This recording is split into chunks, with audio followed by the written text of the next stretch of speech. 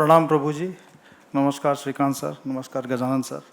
और जैसे श्रीकांत सर ने कहा कि प्रभु जी के डर के कारण से उनको भागकर सुबह आना पड़ा, मैं भी शाम को करीब पालघर पहुंचने वाला ही था, तो प्रभु जी का यशनीत को फ़ोन आया कि नैथानी जी को बोलो कि वो कुछ भाषण दें, और विषय भी मुझे नहीं पता था क्या दें, और कहा कि उनकी एनओसी ले लो। तो मैंने कहा प्रभु जी ने कहा तो विषय जानने की ज़रूरत नहीं है, एनओसी की प्रभु जी कहें और उसको मैं मना कर सकूं, तो वो डर के मारे मैं जो है भाषण देने के लिए तैयार हुआ।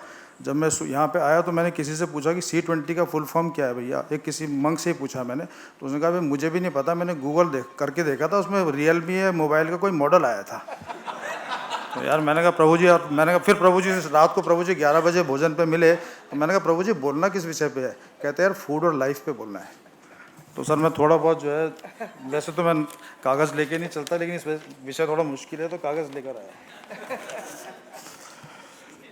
अच्छा, ladies and gentlemen, it is an honor for me to stand before you and to speak on this subject, food and life. And as an amateur, which I have already told to you, I have just tried to make a synthesis of the issues that struck to me this morning, so that I could bring to you and they could be used as an agenda or as a discussion points for the discussions that we are going to have for the next 2 days. Sir जैसे प्रभु जी से कल बात हो रही थी, हम कहते हैं जैसा अन्न वैसा मन, जैसा हम खाते हैं वैसे ही हमारे विचार बनते हैं, तामसिक भोजन करते हैं तो तामसिक विचार बनते हैं। और हमारी भारतीय पद्धति इस हद तक जाती है कि भोजन बनाने वाला किस मनोदशा के दौरान भोजन बना रहा है, उससे भोजन की क्वालिटी जो है अफेक्ट करती है। अगर मैं गुस्से में मेरी धर्मपत्नी भोजन बना रही है तो निश्चित है कि उस दिन मेरा झगड़ा होगा ही होगा। ठीक, तो ये भोजन बनाने वाले की मनोदशा के ऊपर भी हम भारतीय लोगों ने चिंतन किया है। और भोजन हमारे लिए, food for us is much more than मियर sustenance. हमारे यहाँ हर जो भी हार्वेस्टिंग का सीज़न होता है, बैसाखी होती है तो बैसाखी के पहले हम जो है फसल काटते हैं, फसल काटने के साथ जो है हमारा एक फेस्टिवल जुड़ा हुआ है। तो हमारे हर हार्वेस्टिंग सीज़न के साथ एक त्यौहार जुड़ा है, उस त्यौहार के साथ हमारे अलग अलग तरह के व्यंजन और डिफरेंट काइंड ऑफ रेसिपीज़ जो कि हमारी दादी माँ के टाइम से बना करती थी, वो रेसिपीज़ को बांटना, उनका खाना, तो हमारे कल्चर के अंदर, हमारी संस्कृति के अंदर खाने का एक अपने आप में एक बहुत बड़ा महत्व है। और हमारे देश में एक चीज़ ये देखने लायक है, हमारे जितने every state in India has a different cuisine. Our friend Sita is there. Sita, I'd like to speak in English also.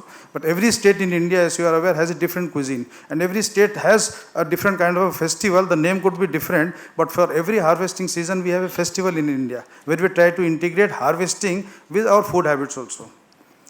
So the question, as Gajanan sir was saying, that we need to develop a sustainable model to grow food for a country like India. Last week we had a big headline saying India is the most populous country on this planet.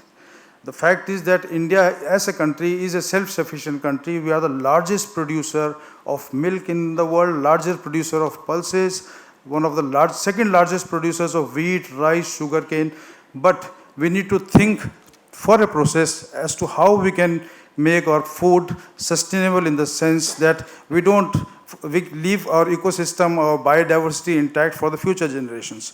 We don't exploit our nature to an extent that we hear that in case the temperatures go up by 1.5 degrees centigrade, the changes are going to be irreversible, and the maximum damage on earth, if it is going to happen, it is going to be in India. So for us it is a question as to how we need to change our food patterns, go back to our tradition. Recently, I think under the guidance of the Honorable Prime Minister, we had the United Nations declaring 2023 as the year of millets. So we are seeing a millet revolution in India, and it is proven that millets are our traditional crops. They have been growing since ages together. They have adapted to our climate. They are resistant to diseases, resistant to pests also, and the nutritional value of millets is much more than the traditional wheat and rice that which we have been eating. So this 2-day conference can also think upon whether we need to change and to shift from wheat and rice, what we call as gluten-based food, to millets. And can millets be a panacea for feeding a country like India, where we have large areas which have water-scarce areas? So in water-scarce areas, millets is one of the crop which could be grown. Another thought process with Srikanth sir, which I would like to share, is that I went to Jalgaon and met the owners of Jain Irrigation, and they said that if India wants to be the next superpower, the only challenge before India is going to be water, and how to conserve our water. And he gave me an idea. He said that the kind of irrigation planning that we are having in India, specifically even in states like Maharashtra, where we are trying to bring in water from areas which are surplus in water to areas which are drought prone, is not right. We need to grow crops which need water in water prone areas where water is sufficient, and we need to grow crops in drought areas, and we don't need to spend this humongous amount of money shifting water from one place to another. This is one thought I think this two-day conference can also think about, and whether this is a tangible solution. Maharashtra as a state has been spending humongous amount of money on irrigation projects. So this is something which I think we need to think about. Another thing which I would like to also point out to you is that we go abroad. I was in US, I was in Toronto some time back, and I could see the huge quantity of food that the Western world wastes. In India, we said हम लोग zero wastage खाने का करते हैं. हम लोग जब छोटे थे तो चाहे गरीबी का कारण हो, जो रात को जो रोटी बच जाया करती थी उसको सुबह चाय में नाश्ते में खा लेते थे. गुजरात में लोग उस रोटी को वो सेक के खाकड़ा बना लेते हैं. तो भारत से विश्व को एक सीखने की एक ज़रूरत भी है कि भारत के अंदर, हमारे घर के अंदर माँ बचपन से हम लोगों को बार बार बोल के कहती है कि खाने का एक दाना भी आपको वेस्ट नहीं करना, जो कि हम बाकी देशों में देखते हैं कि खाने की जो है बेहिसाब जो वेस्टेज होती है. बाहर देखोगे तो जितना आदमी खाता नहीं उससे ज़्यादा जो है वो कूड़ेदान में डाल देता है. तो ये हम विश्व को बताना चाहेंगे कि जीरो वेस्टेज ऑफ फूड किस तरह से भारत में करते हैं. कुछ लोग बताएं कि जापान में भी इस तरीके चलता है. एक चीज़ और मैं ये देखना चाहूँगा, मैं कनाडा गया था तो वहाँ का मुझे ओटावा के पास एक फार्म में हमें लेके गए थे. The farm was called Mariposa farm. It was huge farm, and they used to bring Canadian children to that farm, and they used to give a patch of land to each child, and the child used to grow radish, carrot, whatever vegetables they said that our children have forgotten how to grow food. So we tell the children that this is your patch of land, radish grows underground, प्याज ऐसे उगता है, आलू ऐसे उगता है. तो आप खुद आके देखें तो हमें अपने बच्चों को कैसे खेती करनी है, कैसे नहीं करनी. जो हम खेती करना छोड़ रहे हैं, चाहे हम शौकिया रूप में करें, चाहे अर्बन फार्मिंग करें, लेकिन थोड़ा बहुत खुरपी हिलाना, थोड़ा ये करना, ये भारत के अंदर तो होता ही है. हम चाहेंगे पूरी दुनिया के अंदर भी इसको सीखे. भारत के शायद किसी बच्चे को सिखाना नहीं पड़ता कि मूली कहाँ होती है, लेकिन कनाडा में मैंने देखा कि उसको बताना पड़ा कि मूली ज़मीन के अंदर होती है, और इसको देखने के लिए तू क्या कर, मूली के बीज लगा और कुछ दिनों के बाद आए उखाड़ के देखियो मूली ज़मीन से निकली कि नहीं निकली. तो वो जो है वो हम लोग जो है एक जो हमारी जो अवेयरनेस है, और बच्चों को हमें सिखाना कि भाई जो है किस तरीके से जो है हम अपना जो है खाना हमारा पैदा होता है उसको देख सकते हैं. तीसरी चीज़ मुझे प्रभु जी से एक सीखने की बात ये भी है कि हमारा भोजन कहाँ से आया और कैसा बना. अभी यचनीत हरिबोल के बारे में बता रहे थे. हरिबोल एक समय ऐसा संघर्ष कर रहा था कि इनके पास ऑर्डर्स की कमी थी. आज इनके पास इतने ऑर्डर्स आ गए, लेकिन इनको जो है घी की आपूर्ति ये नहीं कर पा रहे. भारत विश्व का सबसे बड़ा number 1 milk producer in the world, but still because they want ahimsa milk, they want a particular kind of A2 milk, and they don't want to compromise on the quality standard. So it is very important as to कहाँ से हमारा खाना आ रहा है, who is producing it. ये एक जो है कौन से सीखने वाली बात है. Today I am told by यजनी that they are rejecting orders, they are refusing orders because they have supply constraints.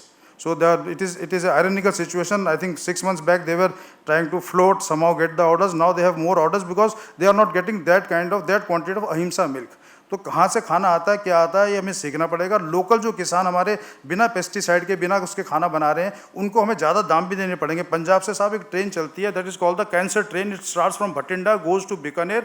70% of the patients in train are the cancer patients, and they say the main reason of cancer is use of chemical fertilizers in Punjab. तो pesticides का use कम करना, fertilisers का use कम करना, लेकिन production को compromise ना करना. शायद मिलेट्स उसका एक सोल्यूशन हो सकता है. ये भी एक मंथन का विषय रहने वाला है. डाइट का कैंसर से क्या लिंक है, ये एक बहुत. आज एक किसी गैस्ट्रोएंटरोलॉजिस्ट के पास जाएंगे, एक आदमी जो रोज मीट का सेवन करता है, person who is consuming meat every day, if you do his colonoscopy it is going to be very very difficult. His large intestine is going to have small convolutions, एक उसमें गांठें बनी होगी, और उसका कोलोनोस्कोपी करना एक वेजिटेरियन आदमी कोलोनोस्कोपी करने के मुकाबले बहुत ज़्यादा मुश्किल होगा. So the food we eat has impact on our inner morphology also. You can prove, you can see, you can have case studies of colonoscopy reports of a non-vegetarian patient and a vegetarian patient. You can distinctly see the difference. तो ये जो हमारी खाने से हमारे अंदर के अंतर्मन में तो असर पड़ता ही पड़ता है, अंदर की मॉर्फोलॉजी पे भी क्या असर पड़ता है, इसके ऊपर भी हम लोग जो है कुछ उसमें कर पाएंगे. ये ज़रूर है कि जो लोग बिना पेस्टिसाइड के, बिना ऑर्गेनिक खेती के कोई खाने की पैदावार करते हैं तो उसके दाम थोड़े ज़्यादा होंगे ही होंगे। तो क्या हम जो लोग अफोर्ड कर सकते हैं, लोकल किसान जो कि बिना पेस्टिसाइड, बिना उसके जो है भोजन ये पैदा करते हैं, उनको ज़्यादा दाम के ऊपर जो है हम उनको वो कर पाएंगे। इस्कॉन का एक बहुत बड़ा मूवमेंट है जिसमें कि कहते हैं कि सब लोग वेजिटेरियन हो जाएं। ये मानने की बात है, this is known to everybody that vegetarian diets is more leaves less carbon footprint compared to meat based diet. So ISKCON is in the forefront trying to convert people into vegetarianism. So India has this, India can give to the world the importance of vegetarianism, not just as a religious dogma but for the health also. एक पालघर में हमने अपना discretionary fund से भी support किया और वैसे किया। प्रभु जी का मैं ध्यान इसमें दिखाना चाहूँगा, प्लास्टिक फ्री पालघर। ये भी एक हम मतलब हम क्या छोटे छोटे आप जाएंगे तो छोटे छोटे कप में हमें चाय मिलती है, छोटे छोटे कप के अंदर चाय मिलती है। We get 3 small plastic bags and then we throw this plastic bags all around. So how to promote single use plastic, and of course single use plastic going back to our fields and then having an impact there also. It is something that we need to learn from Govardhan Eco Village. Their mission for plastic free Palghar needs to be sustained, needs to be encouraged by all of us. In case, and we can, if Prabhuji in days to come, if we can have a what you call some neutral assessment agency which could come and then assess Palghar and see the kind of impact Govardhan Eco Village has made in Palghar prior to their intervention and post their intervention. And Shrikant sir, if this could be cited as a case study of following the Govardhan Eco model of plastic free Palghar to be scaled up throughout Maharashtra and throughout country. मैं उत्तराखंड का रहने वाला हूँ। Uttarakhand Jolly Grant airport से आप चारधाम यात्रा के निकलेंगे, दोनों तरफ आप प्लास्टिक के ढेर पाएंगे। तो जी भी इस काम को कर रहा है। हमें प्लास्टिक पालघर के लिए जो है सहयोग भी करना चाहिए और इनसे इस चीज़ को सीखना भी चाहिए। हमने वाटर मैनेजमेंट सिस्टम के ऊपर, दूसरा क्रॉप डाइवर्सिटी के ऊपर जो है आप लोग चिंतन करेंगे। हम लोग सिंगल यूज़ क्रॉप करते हैं, गेहूं लगाते हैं, गन्ना लगाते हैं, लेकिन ये तो हमें पता है कि क्रॉप्स की डाइवर्सिटी करेंगे तो सॉइल हेल्थ हमारी कंजर्व रहेगी। ये सदगुरु ने एक बड़ा स्ट्रॉन्ग मूवमेंट चलाया था कि अपनी टॉप सॉइल को कैसे कंजर्व कर सकें। ये टॉप सॉइल को हम कैसे कंजर्व करें, इसके ऊपर भी हम लोग अगर चिंतन करेंगे तो ये जो बड़ा अच्छा एक हम उसमें निष्कर्ष निकल पाएगा। फाइनली मैं अपने आप सब लोग यहाँ पे आए, विश्व के C20 देशों के लोग यहाँ पे आएंगे। भारत के अंदर food is a way for us in India to connect. If you have, Shrikant ji invited me for dinner to his house. Shreya madam was also there.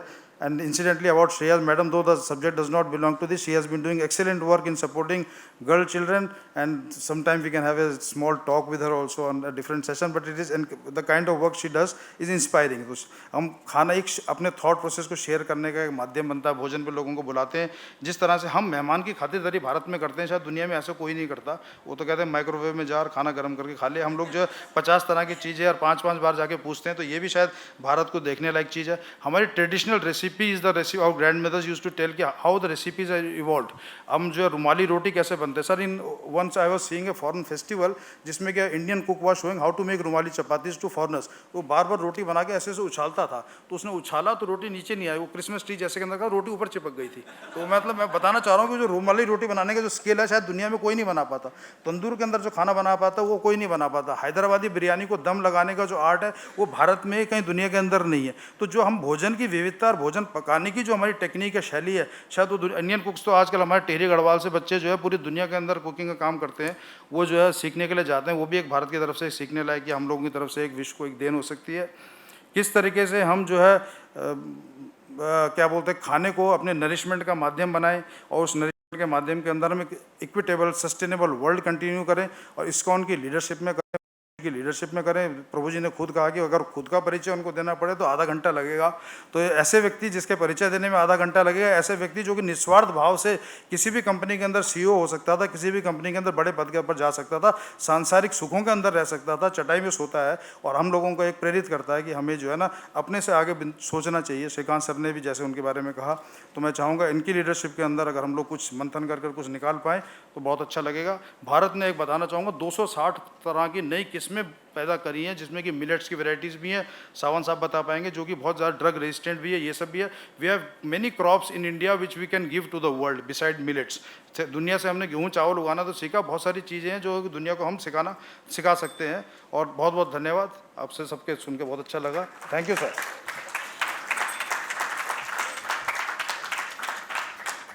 Thank you so much.